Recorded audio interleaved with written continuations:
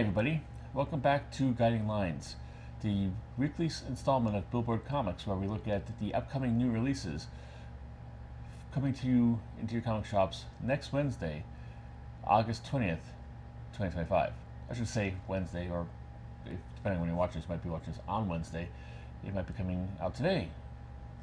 So basically, this is a briefing of what's coming out, telling you what new issues are coming out, what I think might be the best book that you could get. We call it the Big Book of the Week.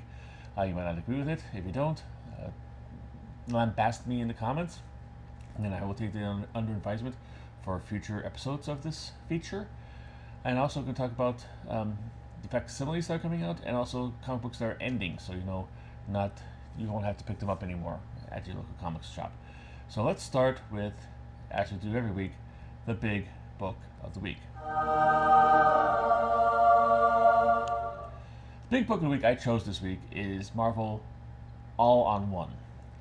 Basically what this is a one-shot special that features The Thing taking on the entire Marvel Universe.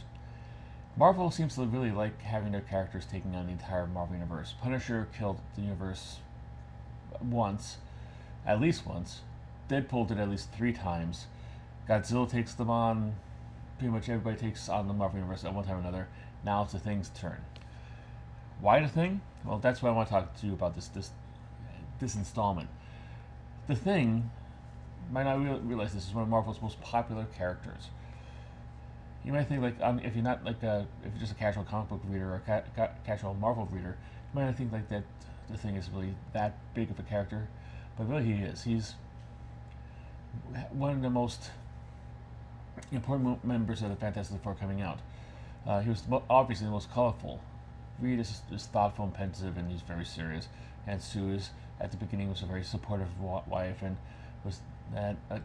Johnny was a hothead and got a lot of attention to begin with. He got his solo stories in Strange Tales, but eventually Thing became the most popular member of Fantastic Four, and where a lot of the adventures were based around. And a lot of that I think has to do because he was kind of based on the personality of his creator, Jack Kirby. Jack Kirby was a cigar-chomping tough guy with a heart of gold who came from New York's Lower East Side, and The Thing was a cigar-chomping tough guy who came from Yancey Street, the rough and tumble area of Yancey Street in New York City. There's a lot of you probably do a whole term paper if you're going to college, and they actually accept term papers on comic books about the connection between Jack Kirby and Ben Grimm. Both, kind of raised up in the hard scrabble world of New York in the early 30s. Both fought in World War II. Of course, for The Thing that's been retconned because of rolling continuity, but nonetheless, there's a lot of combination between that, and so therefore Kirby would probably put a lot more effort into stories for The Thing than he would with the other characters, because he identified with him more. This led to Thing getting broadening out into other areas. He was given his own team-up book. If you're having a team-up book, you want to have your biggest characters do that. DC Comics Presents with Superman, had Brave and Bold with Batman, and Marvel itself had Marvel Team-Up with Spider-Man, their most popular character at the time in the 70s. For the second team-up book, they didn't go for Captain America, they didn't go for the Hulk, they didn't go for, the X-Men weren't even around at that time. They didn't go for any Daredevil or anybody like that. They went for The Thing. They thought he'd be big enough character to support his own team-up book, which was Marvel 2-in-1, which is what this title's a play on. And he was. It made it last for 100 issues, and then after the 100 issues, they did The Thing, instead of putting the Thing back on the shelf, they changed the actual team-up book up to just being a solo book for The Thing, which ran for another 36 issues, I believe, if I'm not mistaken. And it had a number of mini-series and regular series that didn't last very long. He's had been published a number of times in a number of different formats since then. So he's a pretty big deal. That is why he's getting his own special one-shot here. I personally like the character. He's also one of my wife's favorite characters too. So if I'm shopping around, I get a little Thing action figure. I try to bring home for her, and she can have it on her desk when she works or whatever. He's just such a dynamic character and stuff like that. You wouldn't know it if you watched Fantastic Four First Steps. Good job, I think, by the actor there, whose name escapes me, but more laid back than he actually should be. The things is one of those characters who's the life of the party. He's bigger than life. He's bigger. He's kind of like, you know, he has a tragic figure because he's the only member of Fantastic Four who's physically disfigured by the cosmic rays. So there's more pathos in his story, but he's also over the years has learned to live behind that and become a jovial force in the Marvel universe. So so obviously he'd be drawn to by a lot of creators who want to use them in their stories, and also for as a team up, but for helping him introduce readers to different concepts in the Marvel universe. This is, like I said, the title's a take-up on it, because Marvel 2-in-1 he'd have one guest, and Marvel 2-on-1, Marvel All-on-1 is all of the Marvel universe on the thing. So it's a little wink, wink, nudge, nudge to that. This, of course, it has another kind of special thing there. It is going to be 64 pages. 50 of this, I believe, are the actual story, and 64 might be other material. But all the pages of the story are going to be splash pages. That means they're going to take up a full page. And when they don't take up the full page, they're going to be a double page splash where he fights that stuff like this. Probably good for artist Ed McGuinness, because he's going to have a lot of pretty big artwork unfettered by panel borders that he could sell at conventions for now until they're all sold out. So it's probably going to be a fun thing there. It's a little expensive. It's $7.99 for those 64 pages, but it's a one shot. You don't have to, you know, worry about getting it every month. And who knows where this might lead. If this is, well, maybe think I'll get I think he's just either in the midst or just wrapped up his own miniseries, and who knows, this might get him another permanent series to go on. It'll be written by Fantastic Four writer Ryan North, art again by Ed McGuinness, inking by Mark Farmer. Ed McGuinness, I think, has changed his style of it since I last saw him. It's less cartoony and more kind of like a little more grit to it. I'm not, this is just by the cover. I don't know if I have an opinion on that as of yet, but maybe I'll pick this up, and if I could find it and give it a look on the inside. Covers will be by Marcel Minis, and letters by Joe Caramagna.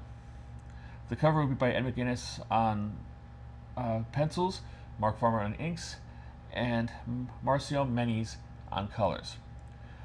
This project would be supported by 3 other covers, one by Patrick Gleason, one by Peach Momoko, and one by Sean Galloway, Saturday Morning variant, which makes the characters look like cartoon figures, more cartoony. So those are your choices if you want that. And now let's move on to new issues. Now, I picked The Thing and Marvel All-in-1 because The Thing is one of my favorite characters. You might think that because I was such a brief with it that might not be the case, but it is. But I'm sure, like, if you come across this, it wasn't like an easy decision. There's a lot of books come out, especially from Marvel, that could have possibly been taking the #1 spot of the big book of the week. Let me know in the comments if you think that I made a mistake and I should have done one of these. But just let you know, like, all this stuff I'm trying to construct this is trying to A, find the big book of the week for the big book of the week. B, have it be a book that I think is historically or culturally or thematically important, and B, something I could actually know enough about to actually speak about or could easily research. So therefore, that's why I think I got the thing like this. But another option possibly could have been Black Cat #1. Now, Black Cat has a number of series of her own on the side. She was created by Mark Wolfman in like the 1980s, I believe for Amazing Spider-Man 194, I believe, or I believe it's 194, to kind of be like his version of Catwoman. Black Cat is the Spider-Man, as Catwoman is the Batman. And through the 80s, at the time when I was reading comic books, she was a big supporting character in the comic book. There was a time when he wasn't with Mary Jane Watson, and this was after Gwen Stacy died, so his paramour was Black Cat, and she had kind of like a weird kind of like relationship, like where she was like really attracted to Spider-Man, but she thought Peter Parker was kind of all ick, and there's one thing I think was drawn by like, no, put the mask back on, put the mask back on. Women have been telling me that for all my life, and I don't wear a mask, but I digress. So, but she has kind of grown up from being just being like a supporting kind of girlfriend character, a rival, villain, anti-hero kind of thing, into coming into her own, having her own popularity and stuff. It is very popular in the areas of cosplay. It's a very popular character. She was like crossed over into the Avengers arc. So this I believe is going to be an ongoing series for her. Marvel didn't specify it was going to be a miniseries, so this might be one of her first, if not her first, ongoing series. It's going to be $4.99 for 32 pages. It's going to be written by G. Willow Wilson, she who co-creator of Miss Marvel. Art by Gleb Melanikoff. Colors by Brian Reber. Letters by Joe Caramagna. And cover will be by Adam Hughes. Marvel's not messing around by having one of the best good girl artists do the cover for this issue. This will be supported by 5 open order covers. One by Derek Chu. J. Scott Campbell Just Spectacular Collection cover. There's going to be a number of these by J. Scott Campbell on a number of issues. At least the ones I'm covering. Probably even more than I'm not covering today. I don't know what they are. I don't know what the thematic element is, but you know, she like Black Cat kind of like lends herself to being drawn by J. Scott Campbell. Ji Young Lee will also be doing a variant cover. Peach Momoko, again, making an appearance, will also be doing a variant cover. And there'll be a Terry Dodson foil. Some pretty good girl artists on that list there. There'll be 4 incentives. A 1 of 25 by Simone DeMeo. A 1 of 50 of the Derek Chu. I believe it'll be a version of it. 1 of 100 of the J. Scott Campbell cover. It's going to be a version of that as well. And a 1 of 200 of the Ji Young Lee version. In addition, there'll be 4 retail versions from 2 different retailers / conglomerates.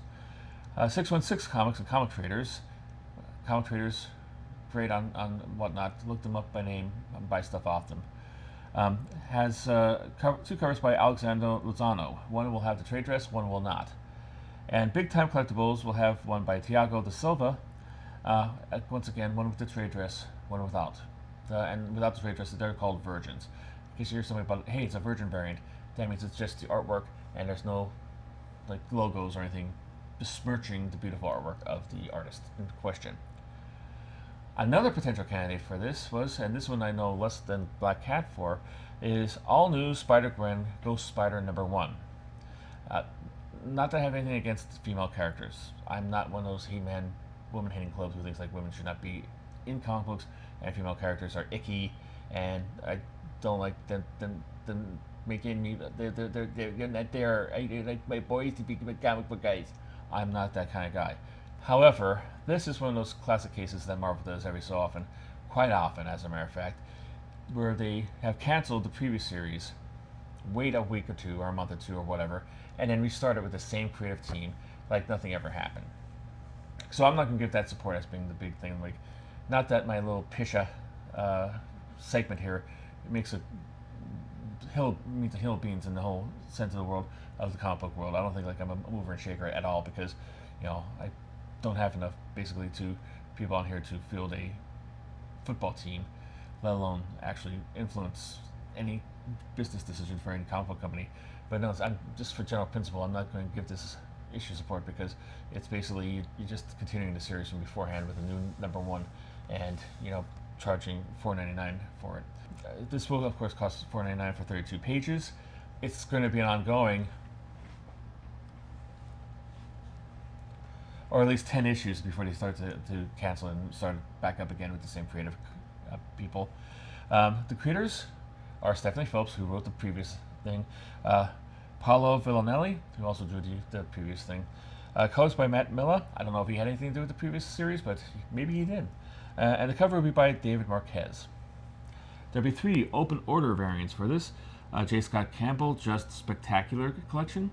Once again, I don't know if it's just on all the female books or all the new books or whatever. He didn't do one for the Thing book, but this is 2 at least for him. So if you're a J. Scott Campbell collector, they're all open order, so if you're lucky enough, your local comic store is pertinent enough and savvy enough to buy these ones, where you can just buy them off the shelf. Make sure you get there first, because they're probably going to be might not be ordered in the same amount as the regular cover, but be on the look for it. You have a lot of J. Scott Campbell to love if you love J. Scott Campbell. Also, it will be Matteo Loli foil, and also a Noki-san cover. Those are all open orders. Just so you know, open orders, like I said, your local comic book store could order with any amount they want without having to actually worry about anything like, buying a certain number of other comic books. Incentives are comic book covers that are incentive for you to buy more covers of the main issues. Basically, 1 in 25 means you have to buy 25 for the main issue to get one copy of the incentive cover in question. 1 in 100 is like 100 copies of the main issue to get one copy of that one, and so on and so forth.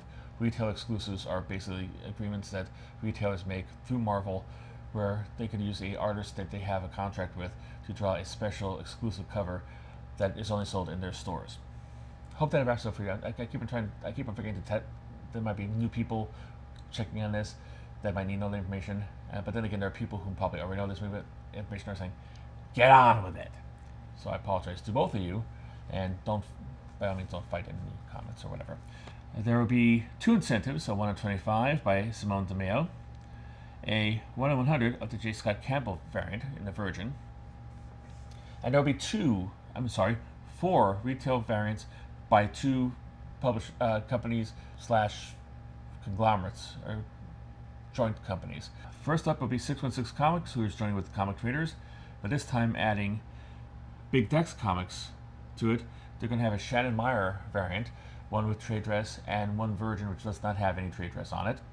And Big Time Collectibles, they have a Fan Expo Chicago 2025 variant by Ji Hung Lee in trade and Virgin. I believe that's probably going to be one they're going to be selling at their booth at Fan Expo Chicago. Next up, we have from Marvel, Venom, Black and White and Blood, number 1. $5.99 for 40 pages. It's going to be a 4-issue limited series. There's going to be 4 series in this, I believe. 3 or 4. Let me see here. 3 series in this basic stuff. It's basically, I guess the concept behind this is basically the comic book inside is black and white with spot color of blood in it. So this might not be exactly the best comic book for younger readers. So if you see your 5-year-old picking this up the thing and like, Daddy, I want this, say no. But if you're an adult and you can make your own decisions, you can do what you want, and by all means pick up this one for it. The first story, by the way, there's a lot of great creators on this, so I mock about the whole being adult and stuff like this, but it should be pretty good stories regardless. Case in point, first one is by Venom's co-creator, depending on who you ask. If you ask certain people, Todd McFarlane created from whole cloth. If you're like me, you believe Venom had like 20 or 30 co-creators. I did a thing on that for when I worked at Film Buff Online about the whole creator thing around Venom, about how many people could stake a claim to it. But the one who has most sought to be second in line for creating behind Todd McFarlane is David Michelinie. He was the writer on Amazing Spider-Man when Venom made his first appearance. He's going to be joined by Jonas Scharf on art for the first story. Second story has another classic Spider-Man writer, J.M. DeMatteis, or actually J.M. DeMatteis, I don't know how you pronounce that name. He's going to be joined with Dave Wackler on the second story. And the third story is going to be written by Ryan North with art by Chris Lee. The cover will be by Greg Capullo on art and FCO Placentia on colors. There'll be 3 open orders for this. One covered by Mark Bagley, another classic Spider-Man Venom artist.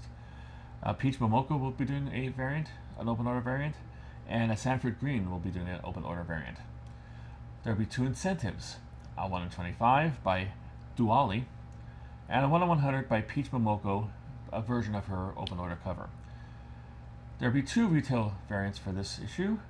Big Time Collectibles, Cerberus Comics is joined together to bring you a John Jiang Negative Bleed cover, one with the trade dress and one with Virgin.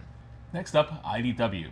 IDW has Another new issue coming out is tying into the Event Horizon. I believe it was a video game, but it's soon becoming a movie. Event Horizon Dark Descent #1. It'll be $4.99 for 32 pages. I don't know how many issues it's going to be. I really couldn't find anything about that online, and I really couldn't try that hard. Written by Christian Ward, art by Tristan Jones, colors by Pip Martin, letters by Alex Ray, and the cover will be by Jeffrey Allen Love. I'll have 3 open order variants: a cover B by Christian Ward, cover C by Martin Simmons, and cover D will be blank. There will also be 2 incentives: a 1/25 by Josh Hickson, a 150 of the Christian Ward cover, but it's going to be foil and virgin, because just being virgin is not good enough, it has to be foil as well. And there'll be 1 retail incentive, Sweet Thieves Cameron Johnson cover. I believe this is I'm not familiar with the Event Horizon. I don't know if it's a video game or is it just a movie. I know there was a movie called Event Horizon, but that was for several years ago, and it's probably a little bit too late to actually have a tie-in. There might have been a video game that wasn't really tie-in that might be adopted. I don't know. This whole thing is making me feel very, very old, because this is totally out of after my time in doing video games or anything like that. So, if you don't mind, let's move on. Okay, good. Next, we're going to have Archie. Archie has a brand new book coming out. It's going to be one of the digest size. This is kind of rare to happen. Archie Comics Digest #1. $9.99 for 96 pages. It's going to be digest size. That's probably going to be an ongoing series. Cover will be by Dan Parent on art and Rosario Pena on colors. If you're familiar with Archie, you're probably familiar with their digest size. They've been doing digest size consistently since like the 1970s, maybe even late 60s. You usually find them. You find them like wherever you can find. Actually, these digests have more like hold onto other comic book sellers than actual other places didn't do. Like, they're still in like grocery stores. You probably find them up at the front checkout, right there where your kids in your cart. So they say, "I want comic book, I want comic book." They've been around for a long time. It's a collection of past Archie comics collected into a square-bound thing about this big. So it's really convenient for little kids to actually read. I got a bunch for my daughter when she was young growing up. She has, and I might have inherited that because she doesn't really like Main Street comic books anymore. But they're very nostalgic for people my age. But they're also, I think, very convenient for new readers. You can just bring them with you where they are. Usually a lot of them they're torn to shreds. I've read so much they fall apart and stuff like this. So I'm supporting Archie coming out with this endeavor and doing stuff like this. The comments of this are kind of disturbing to Archie. They're actually chiming the bells of doom for the company, because they say all they do is these reprints and stuff like this. They don't have really any new stuff coming out or anything like that. And there's a fact like this, like that, and like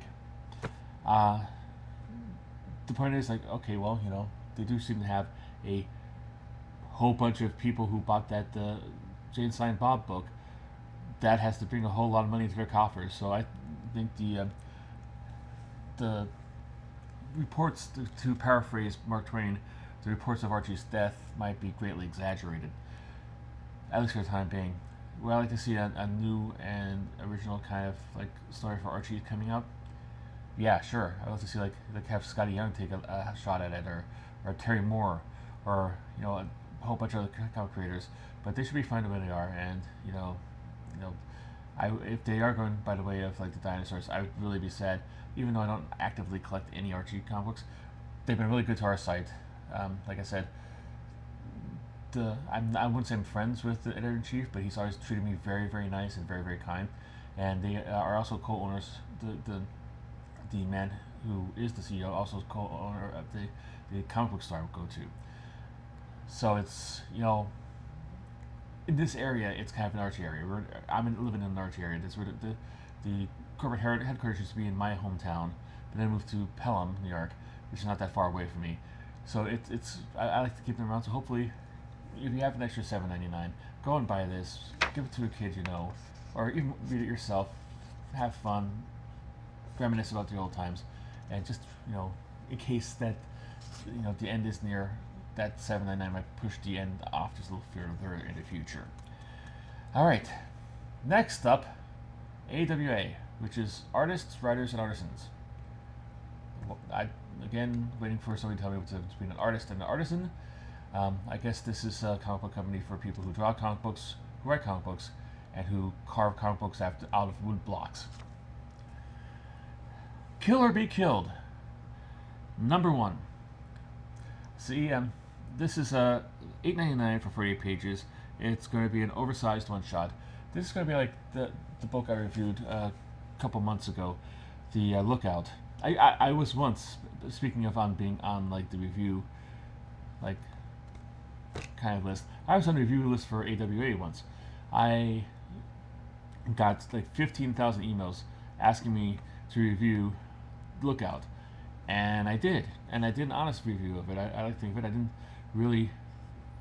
I didn't think it was that good, but they basically took a trendy kind of like Reddit kind of post and put it together, and instead of like trying to seam a narrative out of all of it, they just slapped it on there, had Tim Bradstreet do some really great, although really kind of like might have been not really time intensive paintings on top of it, and put it out as a graphic novel for everybody to peruse. I guess that offended them because I didn't get anything from them since. I didn't get anything for this. They didn't know anything to do with this. But this is a similar thing to that. It's not going to be an actual comic book per se or a graphic novel. It's going to be an illustrated novel. You're going to have to do some reading if you buy this. And if you don't like to have your comic books have reading, well, you can just avoid this one. I don't know about the quality of it. Like I said, never got it on that. I kind of seemed to fall off the review thing when I dared not like the crappy piece of crap they put out.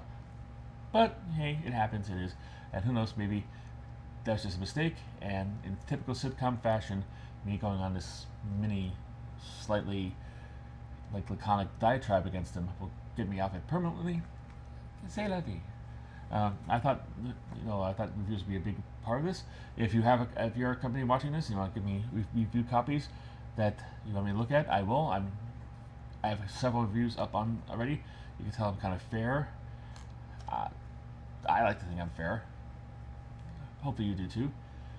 But, give it to me. If not, it's going to be on a back burner. I thought it'd be like a nice, interesting thing I could actually add to the channel, but it isn't.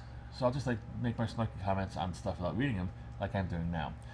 This is going to be written by Peter Tirias, art by Mike Choi, and the cover will be Mike Choi. Looks very photorealistic, so at least that's impressive. And it's done by the same Vertigo Entertainment that also packaged the Lookout version. And so if it's the same quality as that one. Anyway, Dark Horse has another new issue coming out. It's going to be Resident Alien, the Book of Changes, number 1. This is tying into the recently canceled sci-fi series, which originally started off in the comic books as, I believe the Resident Alien got its start as a feature of the second volume of the Dark Horse Presents comic book. If you like the series, and I know a lot of my friends really like it, Kelly Clisham, I'm going to call you out by name because I know you're not watching this, and hopefully someone who knows you might say, hey, Bill's been talking crap about you on his website, and you come here and watch it and find out the only thing I'm telling you is if you like Resident Alien, you should probably read the comic book that it's based on. Hot take. That's going to end the friendship. But nonetheless, a lot of people like the thing and are bemoaning its passing. It exists in comic book form. Doesn't have Alan Tudyk in the lead role, but you could probably, if you concentrate hard enough, you could probably hear his voice in your mind when reading the dialogue of the main character. This is going to be $4.99 for 32 pages. It's a 4-issue miniseries. You don't have to make a big commitment. If you try it out, hey, if it doesn't satisfy your Resident Alien fix, don't get the next one. You don't have to. I mean, it's a free world, baby. It's going to be written by Peter Hogan. I believe he created the character, or co-created the character. And art and letters by Steve Parkhouse. He is also, I believe, a co-creator of the character. And the cover will be by Parkhouse. So, if you're bemoaning the passing of the Resident Alien TV series, here's an alternative for you, and it would help the Dark Horse Comics and your local comic book store out. Go and ask for it by name, and if they don't have it, chastise them, because they should. DC Comics has a new #1 out. It's Justice League Red. #1. $3.99 for 32 pages. 6-issue series. Written by Saladin Ahmed. Art by Clayton Henry, and the cover will also be by Clayton Henry. There will be 3 other covers. Cover B by Carmine Di Giandomenico. Cover C by Christian Ward. The cover D will be a Clayton Henry red foil version of his main cover. This issue is being discussed as being kind of like a, well, it reminds me a lot of like a miniseries done by Warren Ellis. Bad person, good writer. Did back in the 90s called Global Frequency. Was it the 90s or was it 2000s? Global Frequency, where people are like specific skills are put on a list. They're part of this global frequency, and they are called on when need arises. Like if somebody needs, like, say, a saltwater desalination expert, they'd call them. They need somebody who's a lockpick, they'd call them. And all each issue had a different team of people with different skills coming in there. This basically, it seems to be like that, but with the world of Justice League and superheroes. As with the All-In reboot, in case you're not reading the Justice League issue or any of the tie-in issues, basically now every hero who is a member of the DC universe in good standing is considered a member of the Justice League. They're all given a special, membership badge.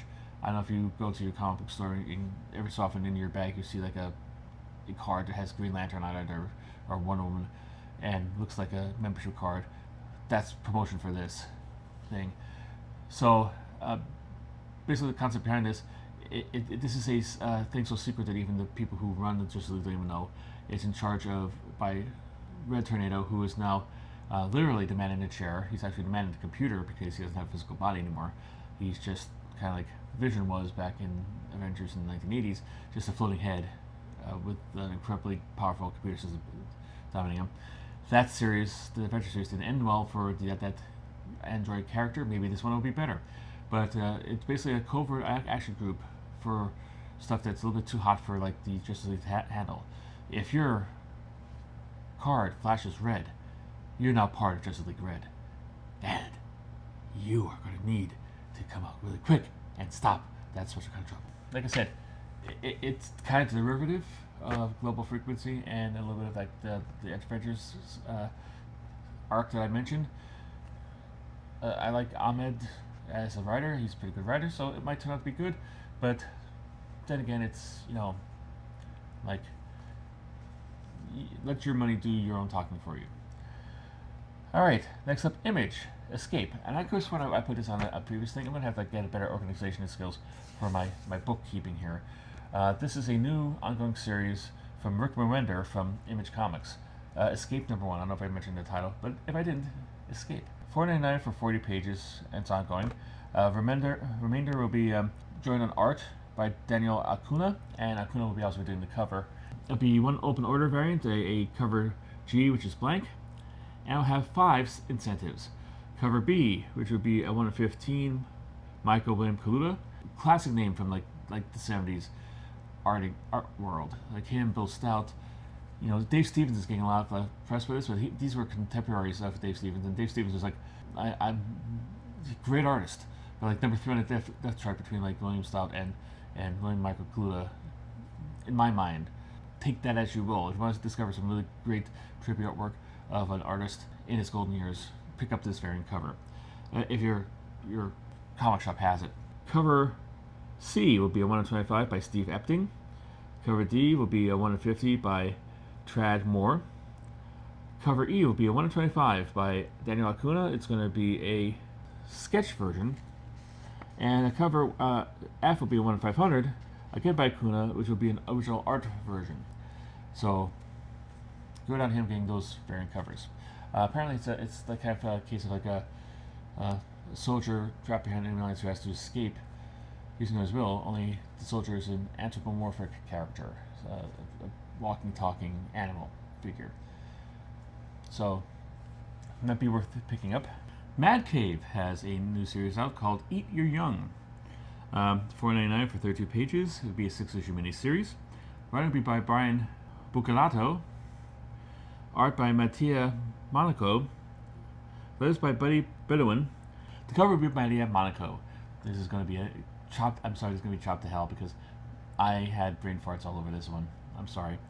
I apologize to all their parents, all their family, and also the Mad Cave itself.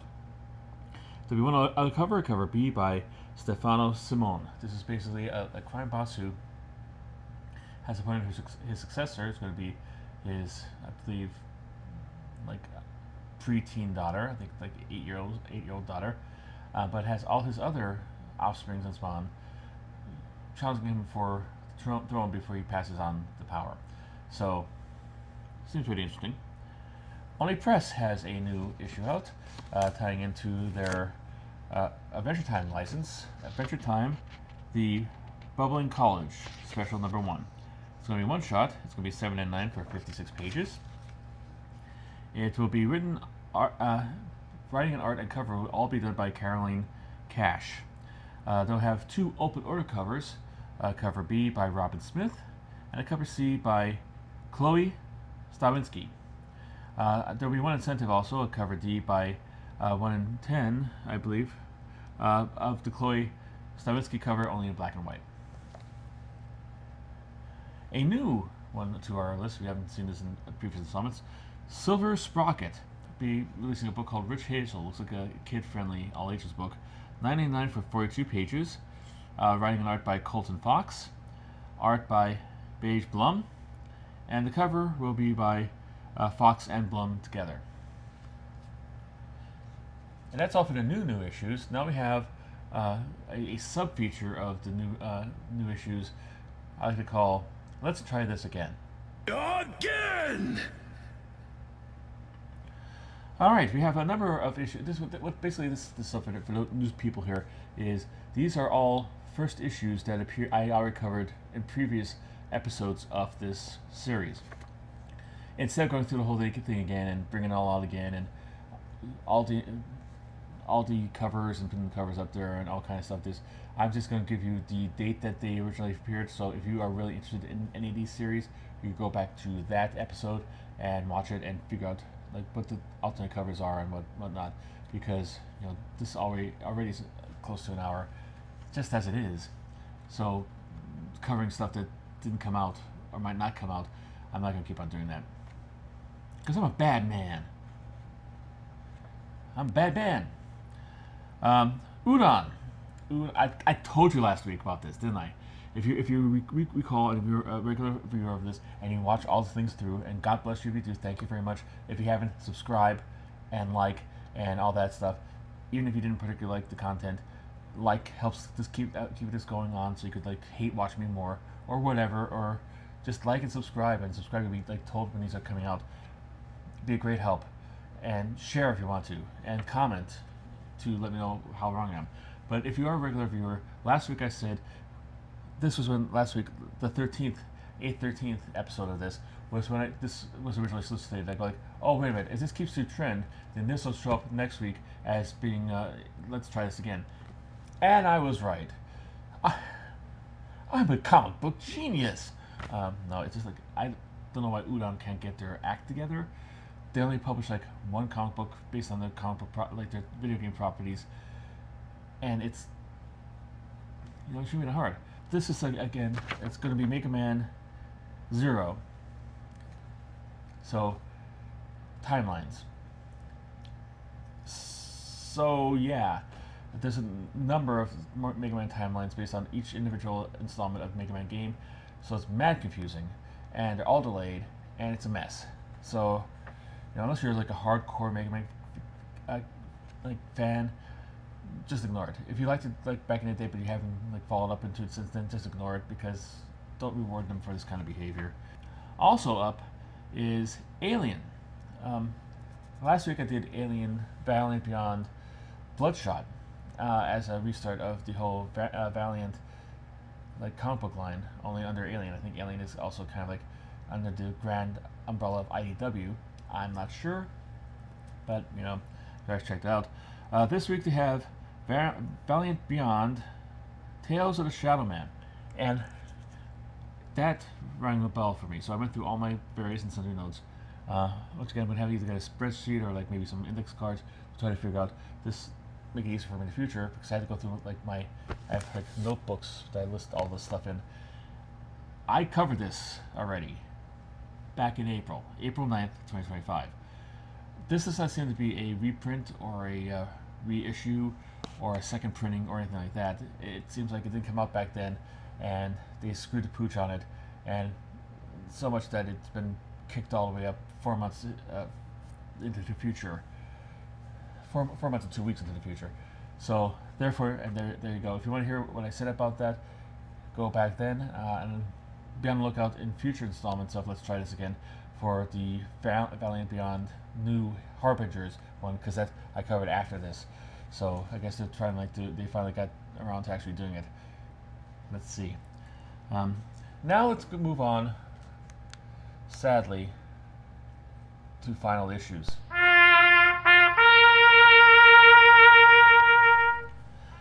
We start off with Marvel this week, and Marvel has a rule of 10. If your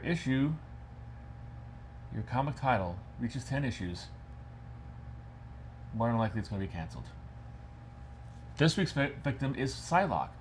Psylocke has its 10th issue and it's going to be canceled. No word of yet as of yet if it's going to be revamped. I know they're it's going to be transferring into a whole line-wide crossover for their X-Men books, where they go like 10 years into the future. So I don't know if this is like the first entry into the breach for that. And Psylocke is going to have their own different branded kind of book. They're doing the whole thing. I'll cover when it comes out, but like doing the whole. If you know, you know. But I'll tell you when it comes out either way. I'm not going to deal with this now. But it's going to be $3.99 for 32 pages, written by Elisa Wong, art by Vincenzo Carano, colors by Fernando Cifuentes, and the cover will be by Mahmoud Aswar and Matt Wilson. There'll be 2 open-loaded covers because even though it's coming to an end, they still got those variants in. One would be by Corin Howell, and one would be another one of those J. Scott Campbell just spectacular collection. There'll be one incentive, a 1/100 of the J. Scott Campbell cover in a Virgin. Next up, IDW has a book coming out, Teenage Mutant Ninja Turtles, Mutant Nation, number 5, written by Declan Shalvey, art by Drew Moss, and the cover by Shalvey. There'll be one other open order cover, cover B by Vitor Kapagi, and one incentive, a 1 in 10 by Ferro Peniche, P-E-N-I-C-H-E. They're also bringing to end one of their Godzilla cover tie-ins, Mothra, Queen of the Monsters, number 5. $4.99 for 32 pages. It will be written by Sophie Campbell, art by Matt Frank, and the cover will be by Sophie Campbell. The open order cover will be by a cover B by Jake Smith, and one incentive, 1 in 25 with the Jake Smith cover, only a Virgin. Dark Horse has a issue coming to an end now, Los Monstros, number 4. $4.99 for 32 pages, written by James Robinson, art by Jesus Marino, colors by Kiki J. Diaz, letters by Jim Campbell, and the cover will be by Jesus Marino. Oni title Benjamin is coming to an end this week with issue number 3, $5.99 for 32 pages, written by Ben H. Winters, art by Leo Max, and the cover would by Christian Ward. Keen Spot has 2 issues coming to an end this week. First one, The Chamberlains, with number 3, $5.99, written by Casey Bolker and Ruben Romero. Art will be by Alexandra Santana and Sergio Melagrito, and the cover will be by Todd Skull. There were 3 other covers for this. Cover B, Todd Skull's Shattered Skull variant. Another variant cover by Todd Skull, different from his main title, main cover. And a cover D, also by Todd Skull, which would be a foil variant of one of his many covers. Also coming in from Keen Spot is Robot and Girl, number 9, $5.99. It was written and drawn, writing and art by Mike White, and the cover will be by Mike White. There will be 2 other covers, both by Mike White. One will be a different version from his main cover, and one will be a foil of one of those covers. And that brings an end to the last issues, the new last issues, but we do have 2 ones that appeared on previous installments that I'd like to bring to you now in Let's Try This Again. Again! Both are from Dynamite, and a couple weeks ago Dynamite gave us a whole bunch of books all dumped all at once. It's kind of a way of trying to, I guess, increase their coffers and keep themselves afloat. Back at that time, they said they didn't have enough money to make that week's payroll, but since here it is several weeks later and they're still pumping out comic books, I guess they rode that storm and they have made it closer to shore. I don't know, but some of the stuff that they dumped out all that time are now being delayed to be coming out this week. Case in point, Terminator number 10, and also Space Ghost, Johnny Quest, Space Quest number 4. These are both final issues for both those series. I covered both of them on 7/26. That's when they did. That's the Dynamite dump episode. So if you want to go back and check out what I had to say about either of those, including all the alternate covers, and with Diamond, there's a lot of variant covers. Go back to that and check that out. Now, the last segment of this episode, and again, not bad on time, it is facsimiles. Alright, there's only one company putting out facsimiles. It's Marvel, but they have a whole boatload of facsimiles to put out. This week they're doing a facsimile for Civil War number 1. I don't know if they've done this before. It sounds familiar. I think I saw it before. But hey, you know what? If it's sold once, facsimile it again. This one will have 4 covers. One will be just a regular facsimile of the main cover, but for those of you who recall, there's also an alternate cover when the actual series was first released. That was done. One was done by Stephen Niven. That's the main cover, and an alternate cover was done by Michael Turner, the late great Michael Turner. They're also doing a facsimile of that one. They're also doing a foil variant of, I believe, the main cover, and Marvel also likes to do a completely brand new cover for their facsimiles and treat it as an incentive. This time around, it'll be a 1 in 25 incentive by Greg Land with Captain America and Iron Man fighting. So if you want any of those, ask for them by name at your comic book company. So let me know which ones of these books are going to pick up when you go to the comic book next Wednesday. Which ones have you already put on your pull list because you can't wait for them? Which ones should I have been not so hard on, not so snarky on? Which should I have been snarkier on? Leave it in the comments. Let's start a discussion. Let's start a society about this and try to get everything, talk about this. If you made it this far, like I said a couple minutes ago, hit the like button, hit the subscribe button, hit the share button, and comment. Everything helps. It helps get this into brothers. I'm glad that I brought a lot of new people in from my trip to Terrificon, and hello everybody who came here who made it this far. Thank you very much. I hope you stick around, and tell a friend, tell 2 friends, and then they'll tell 2 friends, and so on and so on. I just try to get this growing and into more people saying like this. I've had a 33% increase in subscribers after my Terrificon there, and just handing out business cards to random people. And I was really shy about it, and I didn't really want to do it because I have, you might think big fat butthead, but I do have anxiety about doing that, and I felt really guilty about doing that, and it helped. So next convention I'm having, I'm putting it in everybody's hands, little babies, old people, whatever. You're getting a card. You're getting a card, and you're getting a card, and you're getting a card, and so on and so forth. But anyway, thank you very much for you subscribed and you made this far. Thank you very much. Leave a comment, but hopefully you'll stick around, and I'll see you next time. But until then, keep on collecting.